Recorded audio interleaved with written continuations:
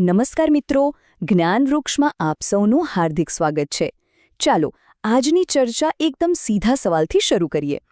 શું એવું બની શકે કે એક રાજ્ય જેની પાસે દેશના સરેરાશ કરતાં ત્રીજા ભાગના જ જંગલો હોય અને જ્યાં પાણીની પણ તીવ્ર અછત હોય, એ જ રાજ્ય ભારતનું ઇન્ડસ્ટ્રીયલ પાવરહાઉસ બની જાય? હા, આપણે વાત કરી રહ્યા છીએ ગુજરાતની. આજે આપણે ગુજરાતના કુદરતી સંસાધનોના આ જ રસપ્રદ વિરોધાભાસને ખાસ સ્પર્ધાત્મક પરીક્ષાઓના દૃષ્ટિકોણથી ઊંડાણપૂર્વક સમજવાના છીએ. બસ આ જ એ સવાલ છે જેની આસપાસ આપણી આખી ચર્ચા ફરવાની છે. તમે જુઓ, એક તરફ કુદરતી સંસાધનોના ગંભીર પડકારો છે અને બીજી તરફ દેશના જીડીપીમાં મોટો ફાળો આપતો ઔદ્યોગિક વિકાસ. આજે અશક્ય જેવું લાગે છે, એ સંતુલન ગુજરાતે આખરે સાધ્યું કેવી રીતે? ચાલો આજે આ રહસ્યને ઉકેલીએ. આ જટિલ વિષયને એકદમ સરળ બનાવવા માટે આપણે તેને 4 સ્પષ્ટ ભાગમાં વહેંચી દીધો છે. પહેલાં આપણે જંગલોના પડકાર અને તેની એક છુપી તાકાત વિશે જાણીશું. પછી ગુજરાતના અદ્ભુત જળ વ્યવસ્થાપનને સમજીશું. ત્યાર પછી એ ખનિજ સંપત્તિનું વિશ્લેષણ કરીશું જેણે ઉદ્યોગોનો પાયો નાખ્યો. અને હા, છેલ્લે પરીક્ષા માટે સૌથી મહત્વના મુદ્દાઓનું એક ફટાફટ રિવિઝન પણ કરીશું. તો ચાલો શરૂ કરીએ. આપણી સફરનો પહેલો પડાવ છે ગુજરાતના વન સંસાધનો. અને અહીંયા આપણને એક મોટો પડકાર અને એક અનોખી તાકાત બંને એકસાથે જોવા મળશે.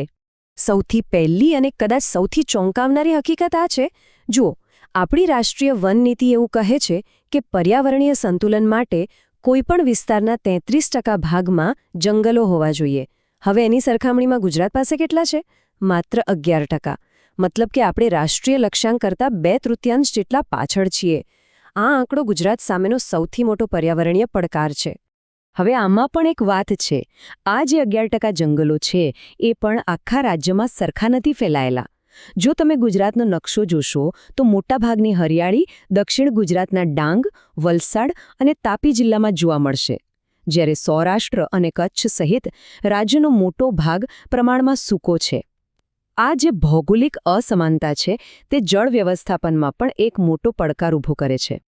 પણ આ ઓછા બનાવરણની ચિંતાજનક વાત વચ્ચે ગુજરાત પાસે એક એવી કુદરતી તાકાત છે જે તેને બીજા રાજ્યોથી અલગ પાડે છે, અને તે છે મેંગ્રોવના જંગલો, જેને આપણે ચેરના જંગલો પણ કહીએ છીએ.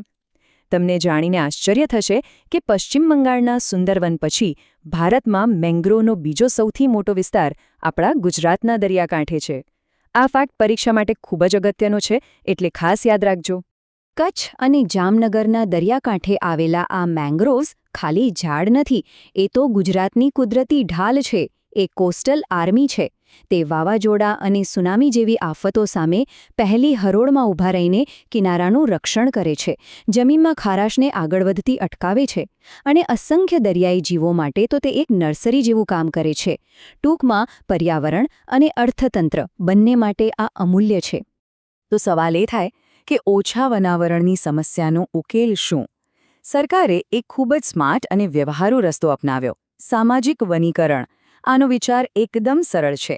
જો પરંપરાગત જંગલો વધારવા મુશ્કેલ હોય તો ચાલો જંગલની બહાર વૃક્ષો વાવીએ. ખેડૂતોના શેઢા પર, રસ્તાની બંને બાજુએ, ગામની પડતર જમીનો પર. લોકોની ભાગીદારીથી વનાવરણ વધારવાનો આ અભિગમ પરીક્ષા માટે એક મહત્વપૂર્ણ નીતિ વિષયક મુદ્દો બને છે. ચાલો હવે જંગલોમાંથી આગળ વધીને પાણી તરફ વળીએ. એક એવું સંસાધન જે ગુજરાતની વિકાસગાથાને સાચા અર્થમાં પરિભાષિત કરે છે. ગુજરાતમાં પાણીની સમસ્યાને સમજવી હોય તો એક વાત ખાસ યાદ રાખવી: અહીંયા સમસ્યા અછત કરતાં વધુ અસમાનતાની છે. આ એવા ઘર જેવી વાત છે કે જ્યાં એક રૂમમાં પાણી છલકાય છે અને બીજા રૂમમાં પીવા માટે પણ ફાફા છે. દક્ષિણ અને મધ્ય ગુજરાત નર્મદા અને તાપી જેવી નદીઓને કારણે પાણીથી સમૃદ્ધ છે, જ્યારે સૌરાષ્ટ્ર, ઉત્તર ગુજરાત અને કચ્છના વિસ્તારો પાણીના એક એક ટીપા માટે સંઘર્ષ કરે છે. આ જ વિષમતા ગુજરાતના જળ વ્યવસ્થાપન મોડેલનો સૌથી મોટો પડકાર હતો. તો આ પ્રાદેશિક અસમાનતાને દૂર કરવા શું કરવું? ગુજરાતે 1, 2 નહીં પણ 3 ઐતિહાસિક પ્રોજેક્ટ્સની એક મહત્વાકાંક્ષી વ્યૂહરચના અમલમાં મૂકી. રાજ્યની જીવાદોરી સમાન નર્મદા પ્રોજેક્ટ, સૌરાષ્ટ્રની તરસ છીપાવતી સૌની યોજના અને ઉત્તર ગુજરાત માટે સુજલામ સુફલામ યોજના. આ ત્રણેય યોજનાઓ આ સમસ્યા પર ત્રિપાંખીયો હુમલો છે. ચાલો આને એક પછી એક સમજીએ. આ સમગ્ર વ્યૂહરચનાનો આધાર સ્તંભ છે નર્મદા પ્રોજેક્ટ, અને તેને જે ગુજરાતની જીવાદોરીનું બિરુદ મળ્યું છે તે એકદમ સાચું છે. આ માત્ર એક ડેમ નથી મિત્રો, આ તો નહેરોનો એક એવું વિશાળ નેટવર્ક છે જે નર્મદાના પાણીને સેંકડો કિલોમીટર દૂર રાજ્યના સૂકા અને છેવાડાના વિસ્તારો સુધી પહોંચાડે છે. તેણે ખરેખર ગુજરાતમાં કૃષિ અને પીવાના પાણીની ક્રાંતિ લાવી દીધી. હવે વાત કરીએ સૌની યોજનાની, જે સાચે જ એન્જિનિયરિંગનો એક ચમત્કાર કહી શકાય. આ યોજના ખાસ કરીને સૌરાષ્ટ્રના જળ સંકટને હલ કરવા માટે બનાવવામાં આવી હતી. આ યોજનામાં શું થાય છે? નર્મદાના પૂરના વધારાના પાણીને મોટા મોટા પંપથી પાઇપલાઇનના વિશાળ નેટવર્ક દ્વારા લિફ્ટ કરવામાં આવે છે અને સૌરાષ્ટ્રના 115 જેટલા સૂકાભઠ્ઠ ડેમમાં ભરવામાં આવે છે. આ એક રીતે રાજ્યની નદીઓને જોડવાનો એક અત્યાધુનિક પ્રયાસ છે.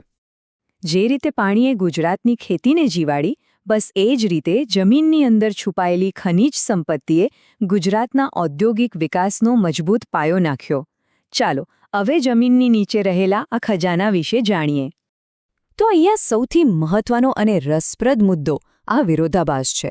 ગુજરાત પાસે ચૂનાનો પથ્થર, લિગ્નાઇટ, બોક્સાઇટ જેવા અધાતુમય ખનિજો વિપુલ પ્રમાણમાં છે, જે સિમેન્ટ, વીજળી અને કેમિકલ ઉદ્યોગો માટે ખૂબ જરૂરી છે. પરંતુ લોખંડ જેવી ધાતુમય ખનિજોનો અહીં લગભગ અભાવ છે. હવે આ સ્લાઇડમાં જે ખરેખર રસપ્રદ છે તે છે આ સીધું કનેક્શન.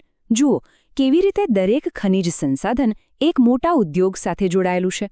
સૌરાષ્ટ્રના દરિયાકાંઠે ચૂનાનો પથ્થર મળ્યો તો ત્યાં સિમેન્ટ અને સોડા એશ ઉદ્યોગ ધમધમવા લાગ્યો. થાનગઢની ચિનાઈ માટીને કારણે મોરબીનો સિરામિક ઉદ્યોગ વિશ્વભરમાં પ્રખ્યાત થયો. કચ્છના લિગ્નાઇટને કારણે વીજળી ઉત્પાદનને વેગ મળ્યો. આ બધા ઉદ્યોગોનો પાયો ગુજરાતની ધરતીમાં જ રહેલો છે. આ એક એવો ફેક્ટ છે જેને તમે ક્લાસિક એક્ઝામ ક્વેશ્ચન કહી શકો. આને તો ખાસ યાદ રાખી જ લેજો.